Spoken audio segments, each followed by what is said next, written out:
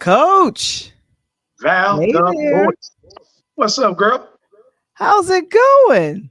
Man, I'm just chilling. I know 78, this is 78 Talk on Tuesdays, and man, we got a lot to get to on today. It was a very busy weekend in sports, but also entertainment. So yeah, I guess we'll get to all of that, right, sir? You already know it. Talk on Tuesdays. We're getting ready in 3, 2, here we go.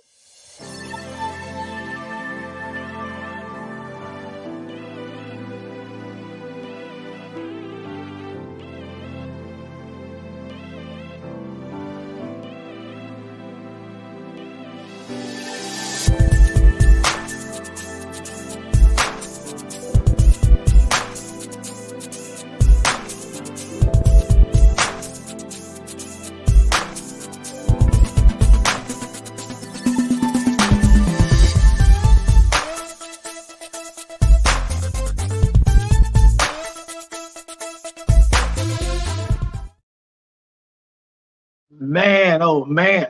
And speaking of jumping out here, Val, I need to send a super duper shout out to my little bro who always followed me. My guy, Johnny Pratt, said, hello, shout out to Val and Coach Tony.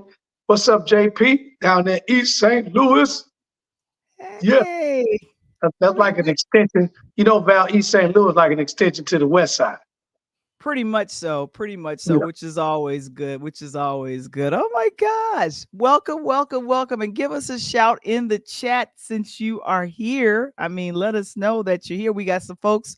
Oh, okay. I see who he is. Johnny Pratt. What's up? Yeah. Already early to the house. He always that guy that always get to the trick or treat party early, Val. He don't wait. You know, walk in And the of house, course, he our already girl there. April Wheaton White is in the building. Grand April, Rising. How are you, ma'am? Good to see you. K Oh Springer, my. what's up, my guy? Yes, I know. What is up? What is up? That's what I'm talking about. Well, this is Talk on Tuesdays, ladies and gentlemen. Oh my gosh, we're so excited that you are here with us. And of course, I am so happy to let you all know a DJ saved my life. That's right. Val the Voice Johnson. It is the new ebook that is coming out. We're going to be revealing the cover very, very soon. Pre-sales they're available, coach, and they're releasing, I think, at the end of this week. I think things went to the editor today. Okay, okay, Ooh, that's nice. I know. Hey, and like Val keep telling you guys, don't wait on a copy, get you a copy. Oh my gosh. And I want to give a special shout out to some folks that went ahead and got it. Karina Lemons out of North Carolina. Thank you so very much. Robin out of Florida. Miles. Also, Nicole Thomas representing Brooklyn. Terry London here in Chicago. Rita Pilot. Oh my gosh. Just Carla Hill. And then, of course, Mr. Springer, our very own moderator.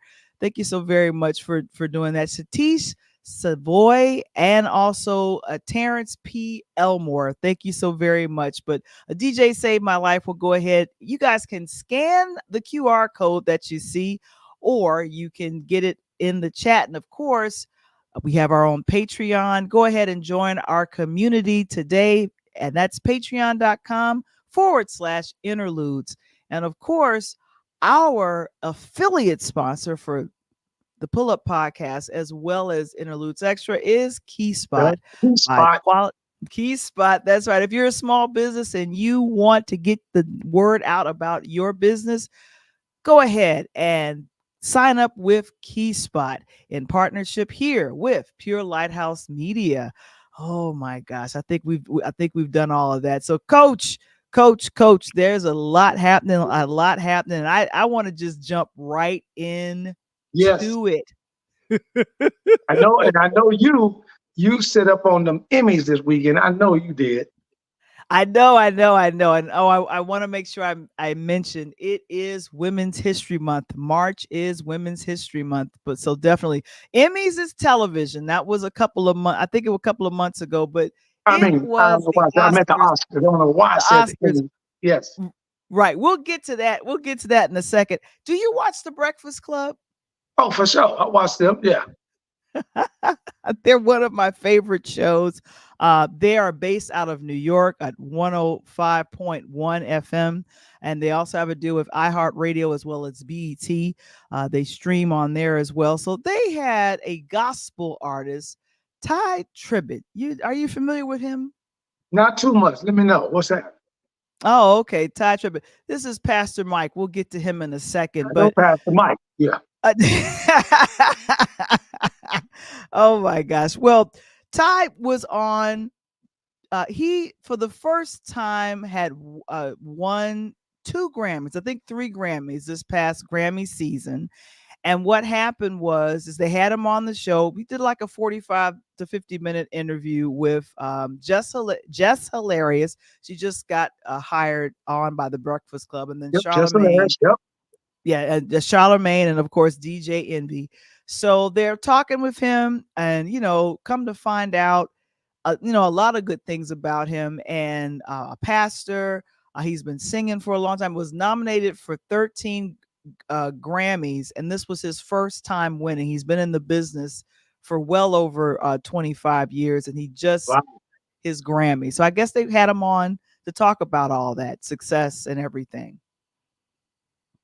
Man, and we heard him say these words: the church is whack, the system is whack, the structure is whack. Wow. It's like, what am I hearing? Basically, God is not the church. Can I get an amen over here? That's like Val.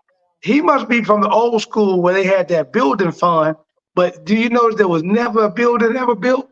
But they had that building fund. You come back 2 years later to that same church, like, hey, so what y'all got? The kids program over here? No, still got that building fund though, still raising. It's still going. It's still going. Now, for my church people that's out there, because Tye Tribbett, he has been recording for a long time. I love a lot of the music that he does. If you've ever seen him in person, Coach, he is hype. Woo, he is hype. He'll make you want to jump over the chairs and just get to things. So when I heard the entirety of the 45 to 50 minute interview, I got what he was saying. Just kind of the systems and things that are set in place, because people forget that church is a business. Yes. They got light bills to pay. They got the building fund to pay for it. In other words, They have mortgage. All the bills you have as a person, they have as well.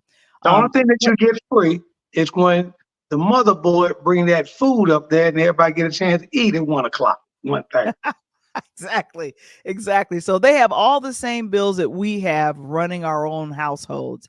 And so when he talked about kind of the system and things being whack, he even, I think later in the interview, I know I heard him say, I'm not trying to say that church is whack in per se, but it was kind of the structures that are set up and kind of the religiology. What was that? That's kind of like the system they've got put in place. Right, exactly. Just kind of that. And so here's the thing. If I tell you, Coach, that my church is whack, would you want to come to it? No, I ain't trying to see none of that. Hey, wait a minute. You know me, like the hood theater. I may want to come to your church just to see how whack it is.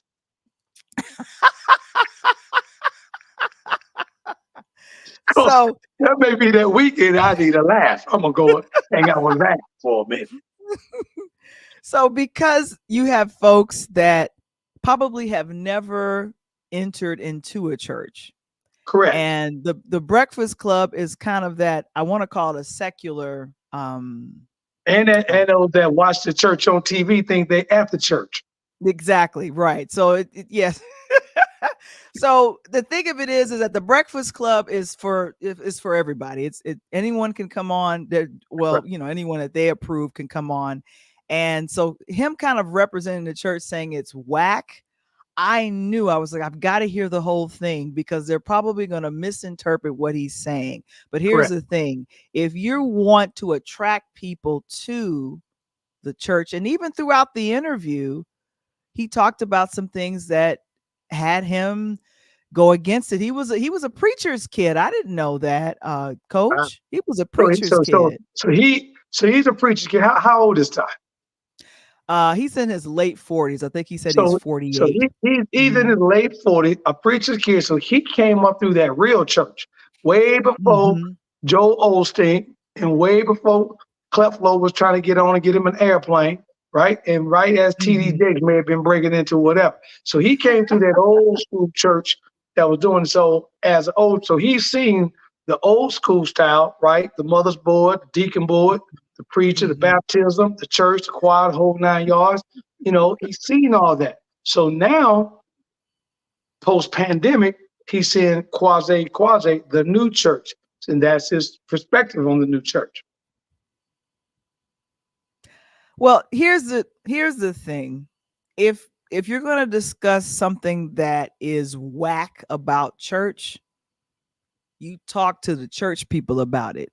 I There you don't go. know if you I don't know if you should bring it to the masses. On average, the Breakfast Club has anywhere between 1 to 5 million listeners. And if you want to make the church attractive, whatever those issues are, I say deal with those issues within the church and then, you know, present it to everyone. But here's the thing. I get it. There's been so many things that's been done and swept under the rug and Yep. not out and about. But here you are. I know the number one reason they had him on was to celebrate his Grammy wins that he had. And he hadn't won for all the years he's been recording. I get that. But Tye, people, I mean, they want to burn him. They want to burn him at the stake, Coach, because he Hey, said I church mean, is whack. freedom of speech. And I think you hit it on the head a moment ago, Val. You know, Mhm. like we just said a moment ago, you said at the top of the explanation, church is a what? A business. It's a It's a business. business, man. Mhm. So he's just trying to let you know, compared to what I came up in, you know, as a preacher's kid, right? I'm trying sure he probably went to church 4 5 days a week. And now he's watching people make the loot in one day. Ain't nobody have no extra services throughout the week. People are like, come on, Right, man. exactly. This ain't even what church is all about.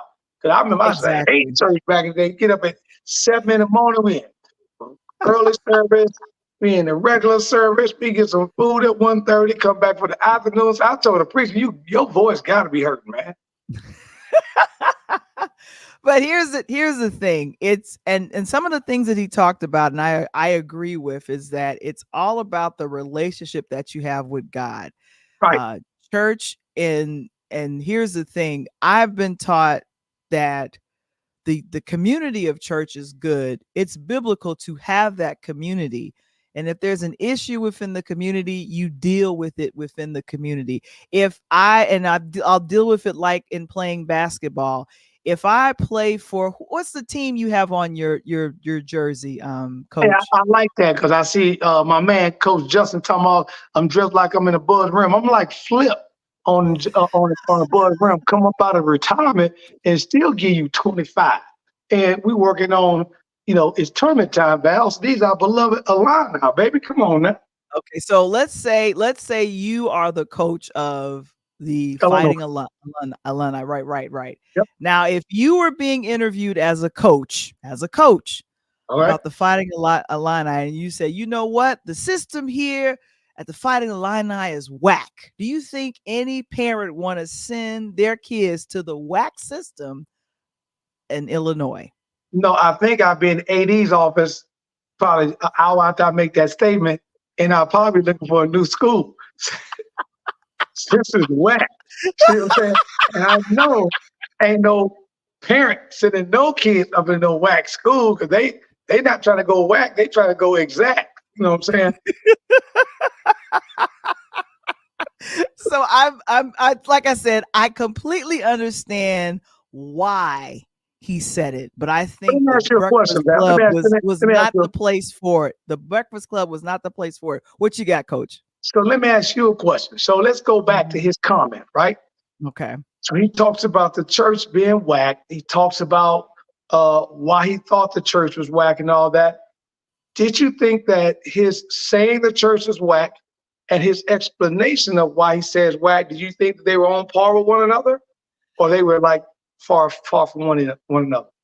I think they were on par, and like I said, you had to watch the entirety of the interview to kind of get where he was going, because Yeah, the Charlamagne the God was topping you up. Right, he had this statement early on in the interview, probably like 10 or 15 minutes in. That's when he started going in on that. But what led up to that was you had Envy and Charlamagne kind of asking him about his background, about, Right. how did you come up? And he went ahead and gave those explanations. And I'm like, okay. But he says, but like right now, I feel like, the church, the system is whack, and the church is whack. And I was just thinking to myself, okay, where is he going with this? So if I'm someone that's just clipping that part, then I'm going to fire up people like you see right here. Pastor Mike out of Atlanta just went in. I mean, you got to look at it like this too, Val. He's a Grammy winner. He's got a voice. He's got the following. And thank you, April. He's putting out 50 to 100 stacks just to get it. So if you wanted to hear him, like you said, if he making you get up out your seat, and matter of fact, I want to invite him down to Interludes Talk on Tuesday, because we have a ultimate building fund, and we can wait till he start talking to Pastor Trey. You see what I'm saying? Because if he's demanding 50 to 100,000 stacks just to make an appearance, you have to figure, Val, that his following, the people that's listening to him, are actually believing what he said. I would just like to know, since he said the system is whack, I really would like to hear his opinion on basically those top three preachers worldwide, which is in Cleflo and Joel Osteen and T.D. Jakes. I would really like to hear his opinion on why he thinks it's whack, and then what he feels about those top preachers that are way up here at the echelon, just like Preacher Mike. What was his comments about it? Right, exactly. So with Pastor Mike, he has a large church there in Atlanta. Right. And he literally, now he's about 10 years younger than Tye, but he says that according to the Atlanta Black Star, he says, I don't subscribe to it.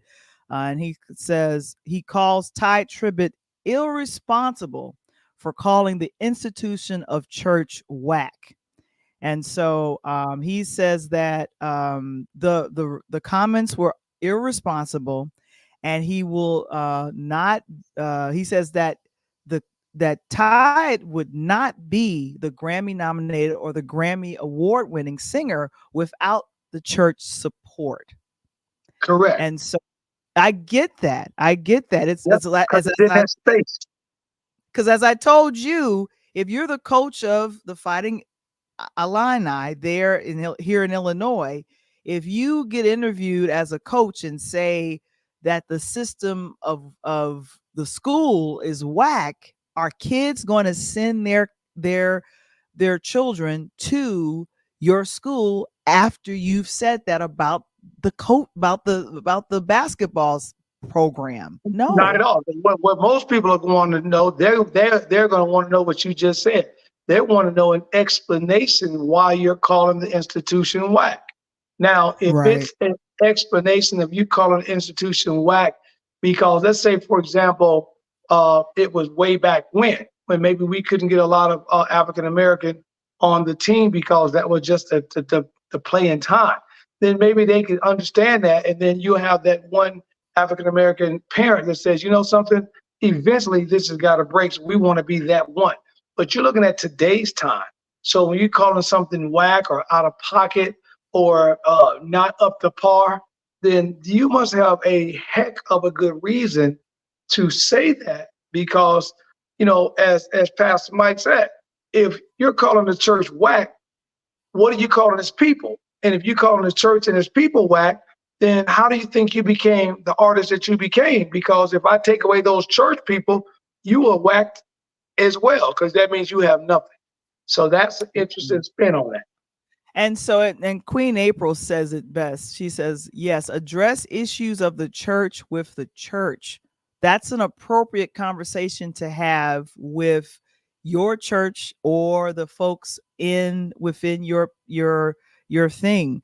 And according to Atlanta Black Star, this was Pastor Mike. How can you go on a national platform, like the Breakfast Club, and totally throw under the bus the very institution that made you who you are? Yeah, That was again, Pastor Mike.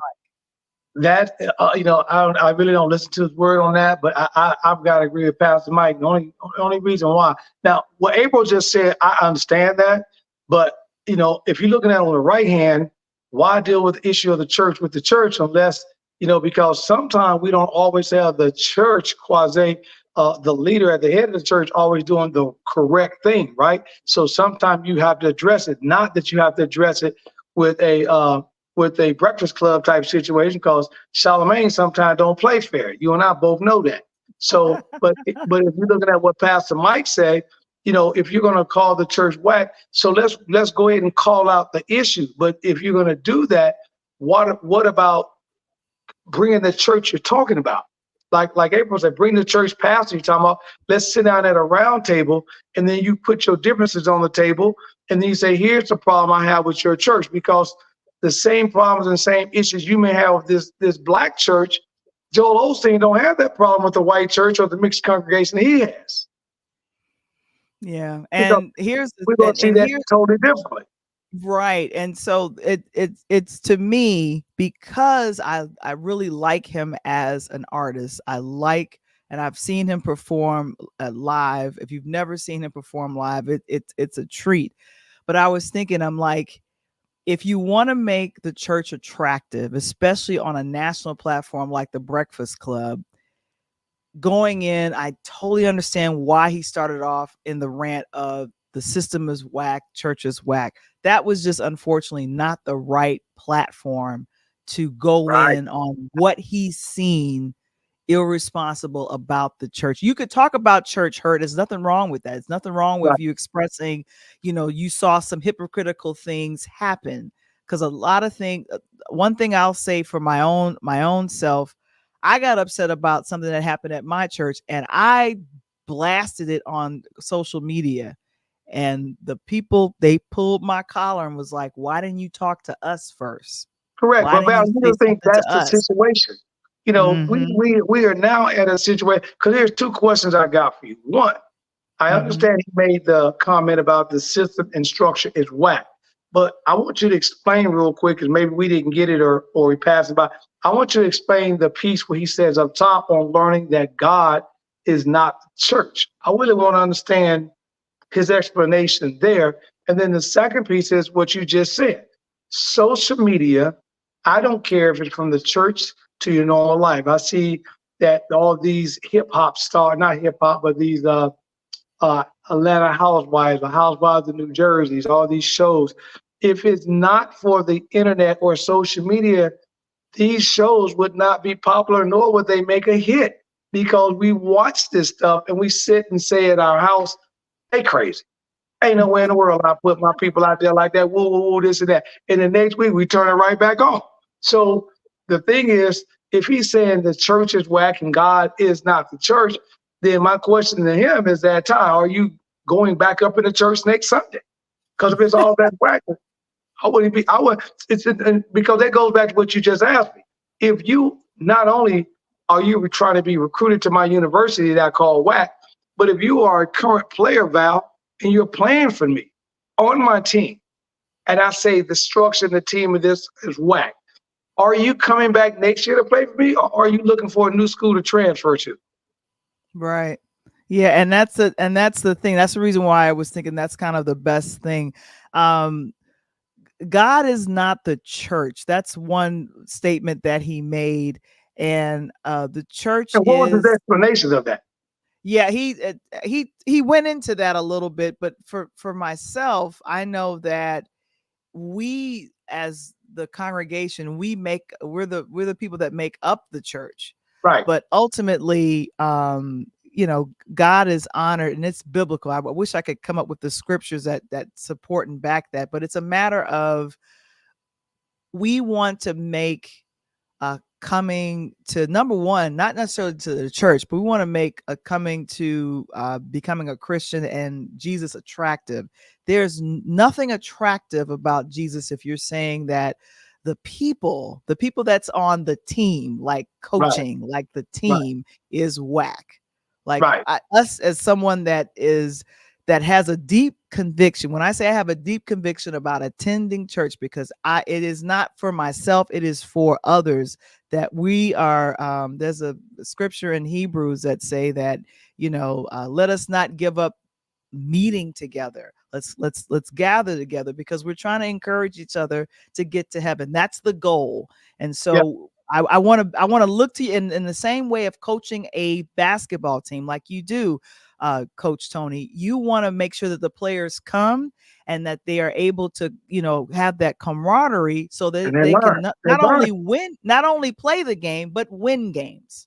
Right, and learn in the process, because you go to church to learn, right? That's why you start the children at a young age, so they can learn who Jesus was. Mm-hmm. They can learn, why so many things that, and I think April hit on head. Yo, Tye, I want to know when you check out the podcast right here on Interludes Talk on Tuesday, baby. Come to Interlude. Don't talk to Charlamagne the God. Come talk to your boy right here, Coach Tony, the Valve voice. Because I really wants to get up in here. It's like a pot of gumbo, baby. I'm trying to find out what you're saying behind what you're saying, because we're gonna treat you right. I'm not gonna be like Charlamagne and dump all on you, because I'm trying to learn. I'm trying to open up the heart. So because now, you like you just said, you got followers, because a lot of people, and I don't care if you're Catholic, Protestant, you're Methodist, you're Baptist, whatever it may be, whoever, that you're listening to, you're Muslim, whatever it is, your well-being, your pastor, your preacher, your Catholic, your priest, whatever it is you listen to, it's about the word. It's about the spirit, and it's about what you believe in from what they're saying. And if the person from top up is not talking to what you're trying to perceive but hear and gather, then there's a problem. Yeah. And like I said, I totally Kevin agrees with you. He says, that's right, Coach. And of course, Queen April says, go ahead, have Pastor Tye come on in. We're gonna send you a tape of this show. I'm gonna need you to come up in here on Talk on Tuesday, baby, so we can talk. That's what we do over here. We talk. Let's bring it out. Let's talk about it. Yeah, because I'm telling you, he's got a song called Victory. I was thinking, how many bad moods that song got me out of, and I'm hyped. And here's the thing. It's weird, if you remember 2 years ago, and we're going to be talking about the Oscars soon, but I wanted to celebrate Will's win in getting for King Richard, but everyone's talking about the slap. We wanted to celebrate Ty's. Tye Tribbett finally won, not one, not two, but 3 Grammys this past year. That's why he came on the Breakfast Club, to celebrate that. But everybody's talking about the church is whack. So that's a slap to the church. Yeah, that's because now, this should have been broadcast on April 1st, so he could just say he was tripping and that was April Fool's joke. But we know that's not true. But all I'm saying is that when you're looking at this, again, you cannot smack the people that's making you famous. And I get what Patrick Michael said. He said, hey, if all this was whack, then give back the honorees, right? Give back the people that supported you and tell them they whack too, because that's basically what you're saying. And again, maybe it's, as how they sometimes say, it's a play on words. Maybe we didn't catch the play on word. Maybe he was saying that into one of his songs and we didn't listen to it on one of the albums. So that's why I'm saying, Brother Tye, come on up here on Talk on Tuesday, baby, and holler at your boy. So anyway, so ultimately, I literally just wanted to have a chit chat about that, because like I said, he is an artist that I well respect. When I heard the entirety of the interview, I got it.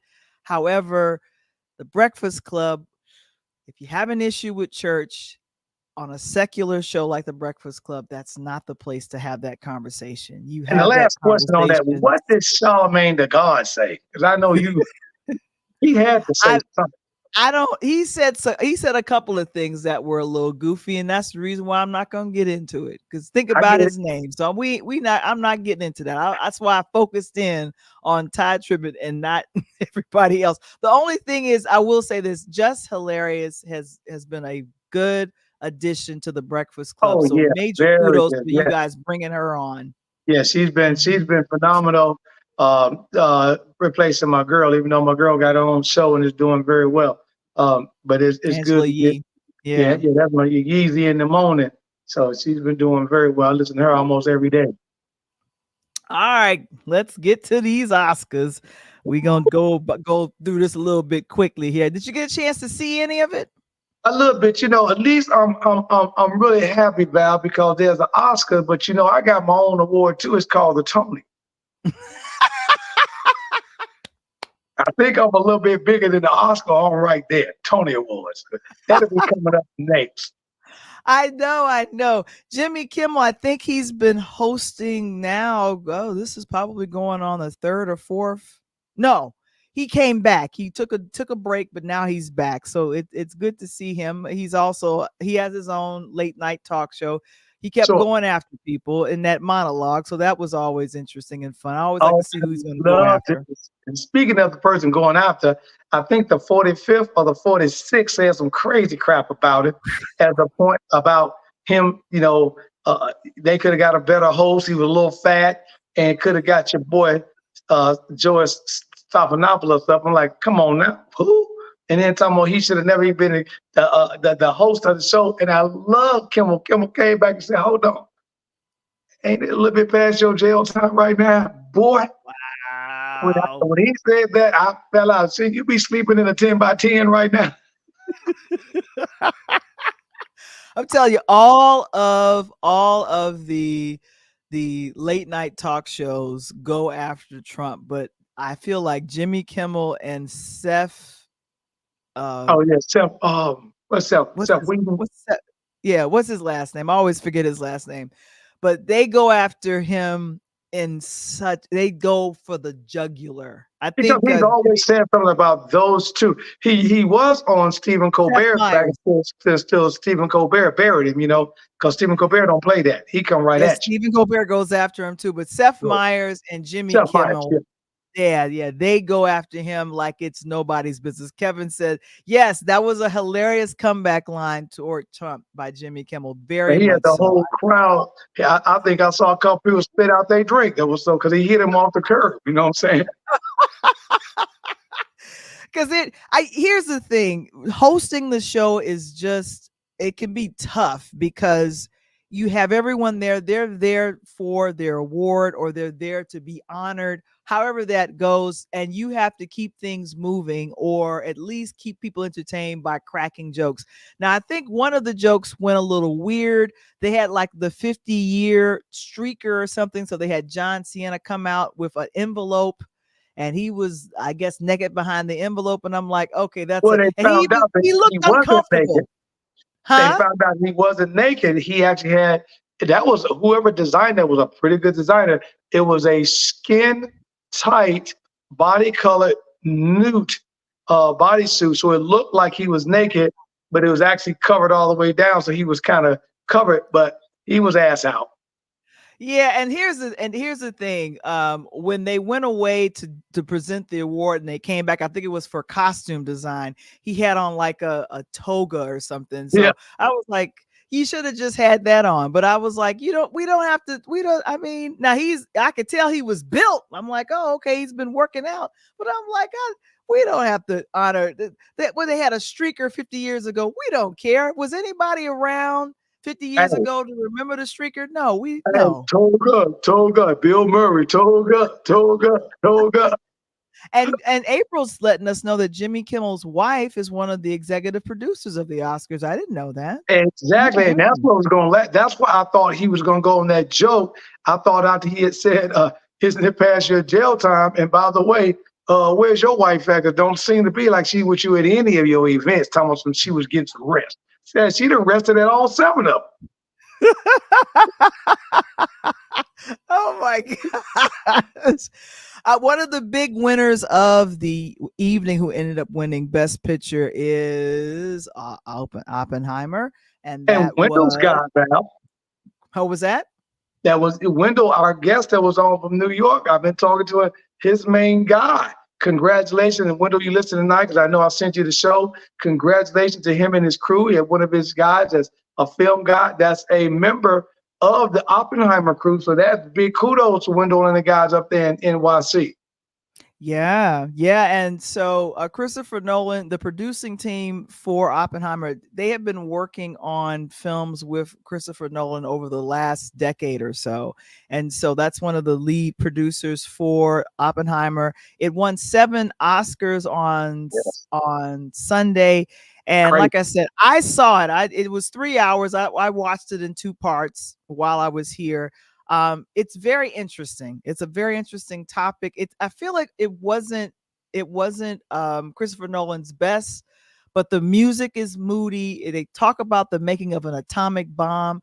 I say if you have an interest in World War II and the atomic bomb making, Emily Blunt, Robert Downey Jr., who also won an Oscar for Best Supporting, Matt Damon, a brilliant cast around Cillian Murphy, who ends up winning for best actor. But like I said, and cinematography won also as well. So they, I'm biased because it's Christopher Nolan. And here's the thing: Christopher Nolan was on the campaign trail to promote the film because the actors joined the writers' strike right when Oppenheimer came out. Do you remember that? Yep, the writers get everyone joining in. Yes, I do. Mm-hmm. And they were at a premiere overseas. It was Matt Damon, Emily Blunt, Robert. It was all those guys, and they literally left the event because they got word out of Los Angeles that the SAG was SAG-AFTRA was going on strike and joining the writers. So I was like, wow. But kudos to Christopher Nolan for promoting it. Oh yeah, that was phenomenal. Now the crazy part behind that, did you get an opportunity, Val, to see the fallout behind the Oppenheimer movie? That's real life from Death Valley, California, New Mexico, and Nevada, where they did back in the day a lot of the nuclear bomb testing. Did you see that today? I didn't see that today, but I did hear about some of the fallout behind the film. What did it say? Basically, that while we watched the film and we glorified it and all that, there were a segment of the community, real population, from behind that, from those nuclear testing, that everyone in this particular town has died or have cancer. And if they don't have cancer, they've got it in their system. It's just a matter of time. So it was really heartening to listen to that this morning, like, wow, seriously. And then like they said, at the end of the movie, if the movie would have just paid like 1 or 2 paragraph tributes, like, I know you just watched this movie, thank you very much. But in reality, this is based on a fictional movie. But in reality, this has been depicted as a real situation happening in XYZ area in the United States. And people have died behind this or currently have cancer. This movie, it would have went off differently, because when you then put a movie to reality, God, Val, that's kind of heartening. Then it's just like you giving these awards out, but you haven't even recognized these people that is really hurt. Yeah, and that's the thing. There was another series, the gentleman who did the killings in Milwaukee. I can't think of the name. Yeah, so the actress Niecy Nash won for what was it, Dahmer? Yes, Dahmer. So she was in the film. They unfortunately did not contact the families to let them know that they were going to do this film or do this series. I saw that. There was some kickback on a few people and all that because it rehashed the whole situation. Because, he was as worse as John Wayne Gacy, except he ate people. Yeah, yeah. So the hit when making these films and they're great and all the rest of that. Here's the thing. I always think just be responsible and let the families know you're going to do this, or kind of that heads up. I feel like if you give people a heads up, or as you said, an acknowledgement at the end of the film, I think that would have I don't know if it would have been that much pushback. But Yes. yeah, definitely, definitely. Best actor. Let me keep it moving here. Best actor. I'm gonna say the presentation of how they did things this year was a little bit different, and I really liked what they did. Now, of course, usually they have in the actor categories, they always have the person that won the previous year, actually, go over the all of the the nominees, but they did something a little bit different. They had different actors, 5 different actors, come on and talk about that with, they literally address them. I'm sorry, I'm skipping past this. I want to make sure that I bring this out. Chris Bowers and Ben Proudfoot, they won documentary short for The Last Repair Shop. That's about a repair shop in Los Angeles. And I remember seeing this short online. It's actually available on YouTube.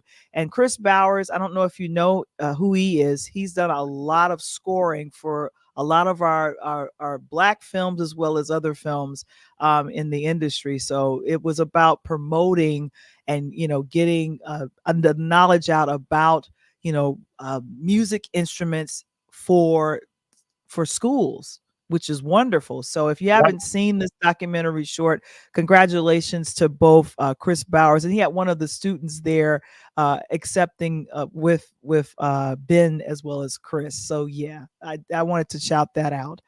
Oh, that's But sweet. so back to what I was talking about, and the Ken, that was Oh, the Ken stole the show. I mean, it's so funny that they keep on. I was wondering if you're going to bring that up because it's so funny they keep on talking about Barbie this and Barbie that, and all the Barbie fans. And I know few people that's on there. All the Barbie fans are waiting on her. But how is it that no matter what show after show, that Ken keeps getting all these awards?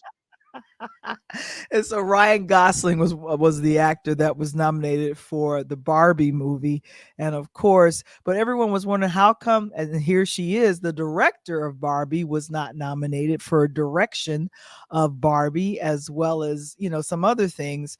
And then the Killers of the Flower Moon, was the people that performed for the music for that. I was very happy to see this represented a Native American tongue.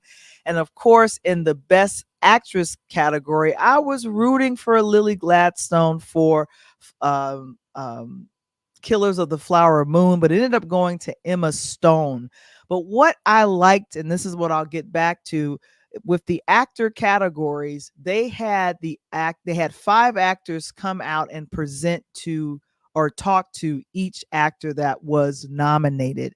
And here, Jennifer, this is not Jennifer Hudson. This is Jennifer. Why am I forgetting her last name? But she spoke to Lily Gladstone about, her nomination. Another one that was kind of cool was Sally Field speaking Yeah. to the winner, Emmy Stone. Who had a button or two that broke the back of her dress trying to jam on the She had Ken a song. dress. She had a dress malfunction because I think she didn't feel like she was going to win. But so congratulations to Emma Stone for the film. And so I'm sitting here going, okay, well, but I feel like the way they spoke to each actor, I felt like you won. Even though if you didn't win the category, you had a former person that won actually say you did a great job, at a girl, at a boy, however that works. And I'm thinking that's a great way to pass the baton, because the Oscars had to find another unique way to have those awards presented, because of Well, that unique way would be at the end, Mr. Al Pacino, because he did for best. they talked about the way he presented the movie of the year, Oppenheimer, and he didn't mention the other 10 that were nominated. But when they went back and talked to him this morning on the news, they were saying that they went back and they did an interview, and Gail actually talked to someone, and she said that after she spoke to the powers that be, it was set up that way because all the shows, and I don't even know if you know this, Val, but all the shows had been mentioned over and over and over and over again throughout the night. So Right. people probably got a gist of who was going to be in the nomination. So it was set up for Pacino to deliver it like that, but he did it in his Pacino voice, so it didn't go over so well. Yeah, and I totally understand that. I think at every break, when they would go out for a break and come back, they would say, okay, and this film is nominated for Best Picture. And they would show a clip of the film and then go right to the next situation. Billie Eilish, I knew this was going to win for Best Song. What Was I Made For? That was from the Barbie film. And like I said, I saw the Barbie film. I wasn't going to see it because I'm thinking it's Barbie. I don't know what it's about. Thank you so much, El Michelle, for the shout out about it being a great show. But I saw Barbie and I'm like, I don't want to see it. But then when I saw the film and I saw this wonderful monologue delivered by Mara Fiera, I was like, oh yes, now I understand. I got emotional. I was laughing. It had all of these feelings come up in me. So I get it. So I understand why this won for Best Song. So congratulations to Billie Eilish. She always does stuff with her brother, Mr. O'Connor. Yes. Mm-hmm. That's dope. That's good. We bring your family up in there. But the biggest takeaway and the biggest win, very few people of African American descent have won in this category of screenplay or adapted screenplay. We reviewed American Fiction on this platform, and Yes, so we did. congratulations to first-time director and screenwriter Cord Jefferson for his win on Oscar night. And I'm telling you, man, I was leaping and happy that they won adapted screenplay because he was winning in other areas. I wanted Jeffrey Wright to win for Best Actor, but I knew there's other people ahead of him that won. And then I was rooting for, of course, this gentleman here, Sterling K. Brown, to win for supporting. But I'm like, But you know what? The good thing about him was that he was a journalist and submitted over 10 years of a screenplay and finally got it accepted once. And then it was boom, and now he's on. No one would ever call him back, and now his phone can't stop. I'm just glad my homeboy right there. You like Tiger Woods? I like Tiger Woods. Shout out. That's my man's in there. That's my man's in there. You know what I'm saying? If you have not seen American Fiction, I cannot over recommend the film. I'm telling you guys, check it out. It is one of those films that makes you laugh, makes you cry, and dealing with caregiving for an aging parent. That's one of the beauty things. Leslie Uggams, brilliant in her role. Tracy Ellis Ross, funny. I couldn't see enough of her. Erica Alexander, Max from Living Single, she's in it as well. And of course, our two gentlemen here, Sterling K. Brown and Jeffrey Wright. But I'm just so grateful that the nomination, great, but the screenplay won. So I'm really happy about that. Oh my gosh, we're going to get to some sports. Let's do it, man. My goodness. You talking about, hey, Tye should have been on the sports side of our coach. We real up in this sports. We ain't nothing fake up here. Ain't no coaches up here that's fake. We put it, we get it in. I mean, if you one of the best weekends ever.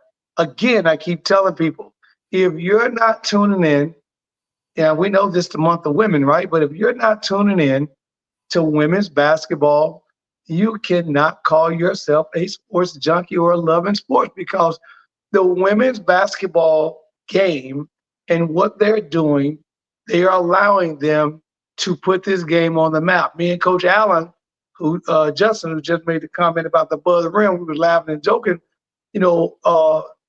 earlier this weekend, Val, saying that the referees are allowing these women to basically get more physical, play a little more bump and grind, because they don't think that that's why their NBA is not giving the WNBA money. They don't see that these women are playing physical enough. Well, Sunday, that young lady right there, my girl, Dawn Chanel / Gucci / Prada / whatever else I got.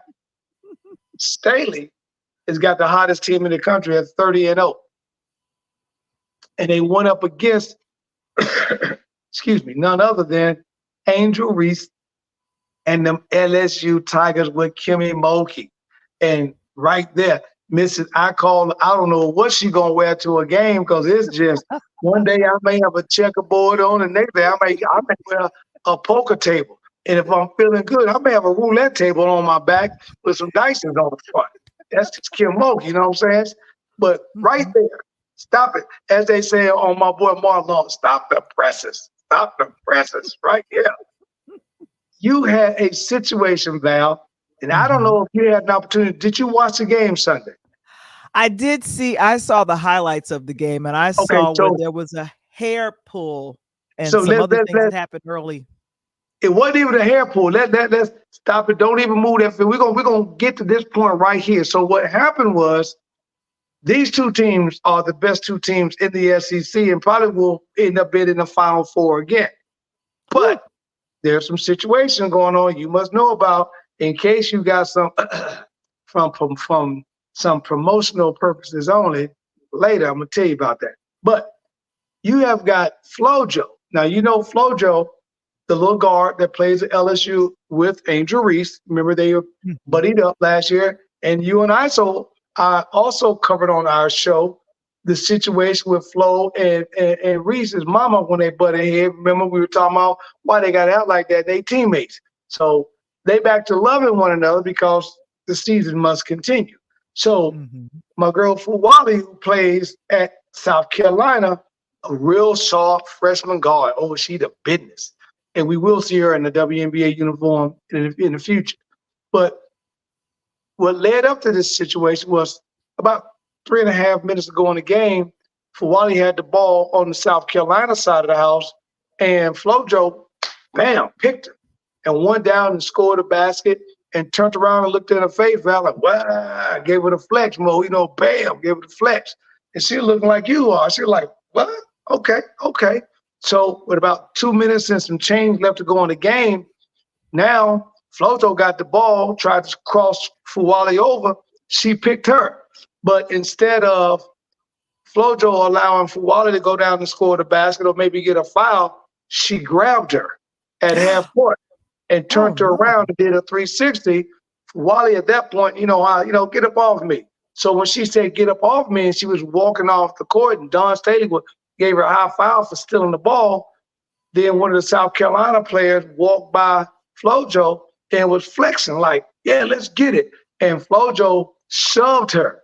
And when she shoved her, then the center at South Carolina came over and just out of nowhere, blazam, pushed up off of her feet. Her head hits the floor. Referee come over, as you see, trying to break it up. Then Pow, which is one of the best junior guards in the country as a shooter, she then gets involved with it. And then out of nowhere, Flojo's brother jumps over the stand, Val, which you can't come out the stadium. Yeah. So she jumps over the stand and he jumps over the stand and comes on the floor, of which he gets arrested. And then I found out today he got arrested for assault. He got arrested for a battery. He got arrested for intimidation of a player. So now he's put out of the entire NCAA tournament. No matter where they go, he can't come back. He's got to watch it from his house or a bar. He will not be allowed back in the building.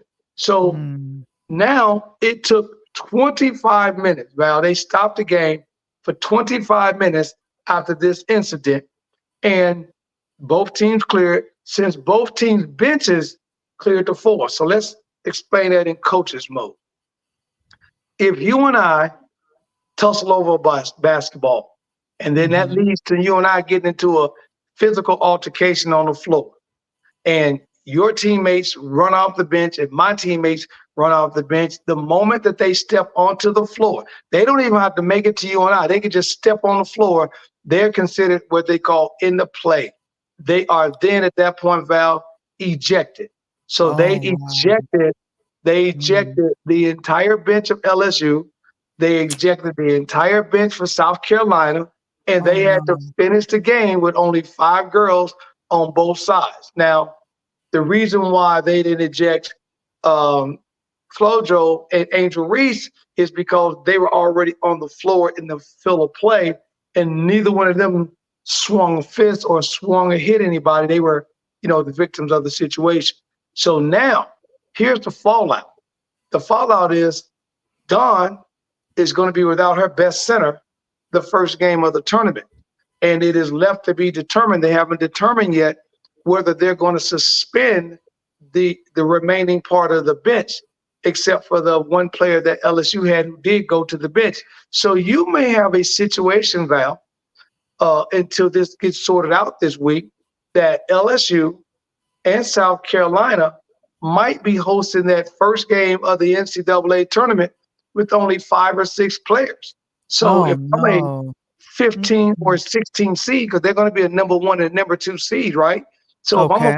if I'm a 15 or 16 seed, and I'm coming at you, Val, I'm coming at you with guns a-blazing, because now I got 12 girls on my roster and you got 5. So I know me as a coach, I'm gonna tell my girls, if anybody, now I do mean anybody, shoot a jump shot, you coming out of the game. Because if they only got 5 kids, I'm going to the hole every single time. You're either gonna stop me or you're gonna foul me. But that would may be a situation, Val, that for promotional purposes only, you may Mhm. have a 16 seed or a 15 seed may get an early go home for South Carolina LSU. That's a potential. Now, I have a question on the floor from Justin. It says Coach Juju Watkins is averaging 27 points a game as a freshman. Do you think she'll break Caitlin Clark's scoring record if she stays all 4 years? Yes, I do. I think that right now she's averaging just under 3.5 points per game that Caitlin averaged in her freshman year. Caitlin's got dominating her in terms of the assists, but she's dominating Caitlin in terms of the rebound because of her size. But I think if she stays all 4 years, she will. But I don't think she's going to break it, because I think that 2 years from now, I think Juju Watkins is going to the WNBA. I don't think she's going to stay at USC all 4 years, even though Okay. I'm loving that she's now coming to the Big Ten. So this is going to be phenomenal. And by the way, Yeah. Val, I don't know if you have the opportunity to queue up or be able to play the comment from Coach Kim Mulkey or from Coach Don Staley, but to let you guys know, they interviewed Coach Kim Mulkey, that you just put up the picture that you just had right there, with Coach Kim Mulkey on the floor. And quote unquote today, she said that it was ridiculous that when you're 6'8" and you're picking on a guard that's maybe 5'9", 5'10", and the weight, the height difference and all that, you push on the floor. Coach Mulkey said, I wish she would have pushed Angel Reese on the floor like that. And both of them standing 6'6", 6'7", eye to eye. She wished that she would have pushed her on the floor and saw what happened. She truly believes, even though she is a coach, Val, she Mm-hmm. said, if a game gets out of hand and players get into the rough business of shoving and grabbing, make it be like hockey. Leave it up to them 2 players, right? 'Cause hockey, once you take the gloves off and no one falls down, then you can duke it out. The first person that hits the ice loses, but both of y'all going in the penalty box. You know what I'm saying? So she basically said, let them duke it out so the referee can stop, but no one else needs to jump into that situation. I do like the way Don Staley handled it. And you just had Don's photo up, and Don, of course, Don made the first comment because they called Don right after the game, and she was glad they won, obviously, but she said that she really felt terrible based on what happened in the play, because it was a good game. It was really a great game that they were having, and it was a close game that was going to probably be down to the wire. And she said that once she got back to South Carolina, that she would handle it. And if I know Don, oh yeah, it's going to get handled behind closed doors. Yeah, and of course, Queen April is letting us know that she's praying for all the players involved, because think about it, for the folks that are left to play, and you got half of the team being ejected, what does that do for player morale? Exactly. And just, Telling yeah. you. And So the thing about it is, I told you guys. So again, I gave for promotional purposes only, and I haven't seen the brackets yet. They don't come out to this week. Then I'll make my comments of where everybody's going to go. But I'm saying that if I'm looking at Iowa is going to be a number 1 seed, South Carolina is going to be a number 1 seed, and LSU is going to probably fall on the number 2 seed line, and Ohio State's going to fall on the number 2. I'm seeing that if they have an opportunity, Iowa may stay in the Midwest, South Carolina as a number 1 seed. South Carolina will probably stay in the South as a number 1 seed. They'll probably send LSU to the West region as a number 2 seed, and Ohio State to the East region as a number 2 seed. And what you're probably going to see, Val, if it works itself out, again, as I mentioned, I have South Carolina and Iowa in the finals. I think that Don Staley figures out a way to get past this small bump in the road, and I see the girls get back to playing ball. Yeah. And like I said, this is hopefully things will get worked out in the background. And I don't know, do the schools get penalized or fined or anything when something like that happens? I'm assuming. Yep. So they'll receive a penalty and all that, but it won't stop the play because basically the tournament doesn't start for a week. So even if the school is going to penalize something, the penalty is usually a week, and the tournament doesn't start for a week. So I think that it was cleared out. The ejection, the DNC was called, and you get an ejection out of the game. And I was sitting there watching the game, and I was calling everything from watching the game. I said, hey, if she get ejected, she won't be able to play the next game. And unfortunately, the next game is the first game in the NCAA tournament. And at this time of the year, Val, it's win or go home. You don't get to lose it and have another game. It's win or go home and sit on the couch and cry about it. And so, like I said, I want to call it team morale. I think what will need to happen is that behind closed doors, no one says coaching or playing for their team is whack. They don't say anything crazy like that. They deal with all of that behind closed doors, and definitely make sure that cooler heads play. Because here's the thing. Ultimately, you want to win the game. That's the reason why there's referees. There's a reason why there's rules. Thank you. There's a reason why there are coaches, and there's a time and place for all of that stuff. And so I love that the women are getting I want to call it the attention and respect that they deserve.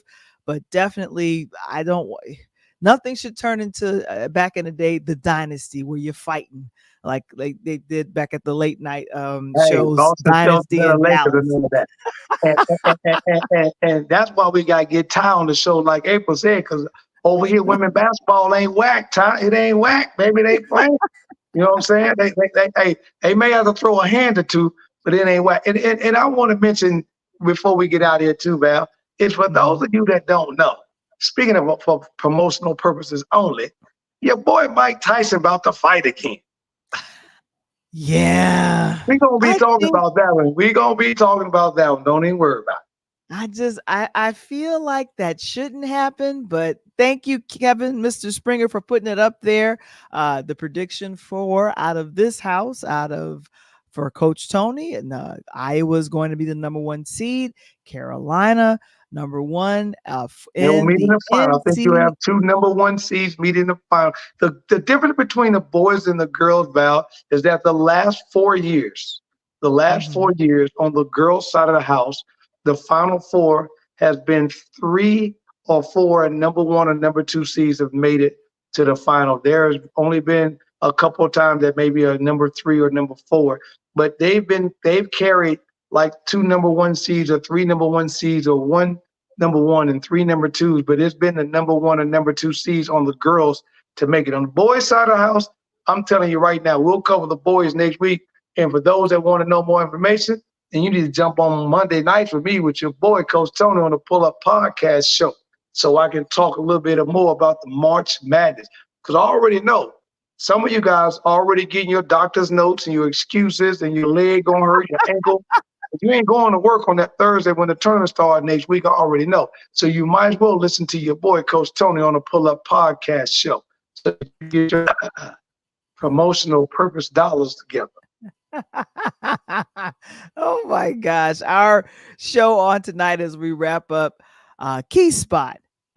Go ahead if you have a small business and would like to get your network and your business out there, sign up for Key Spot. I'll have Mr. Springer place it in the chat for you. And of course, DJ Saved My Life. It is the ebook. It's about my personal challenge, and I want to call it triumph through the pandemic.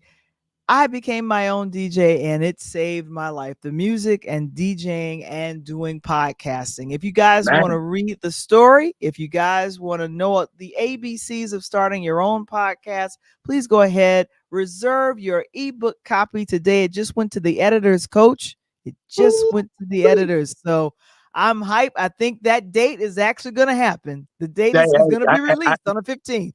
I'm That's excited. what I'm like to hear. I just want to ask one question about the book real quick before we close out. Mm-hmm. Who in the book is whack?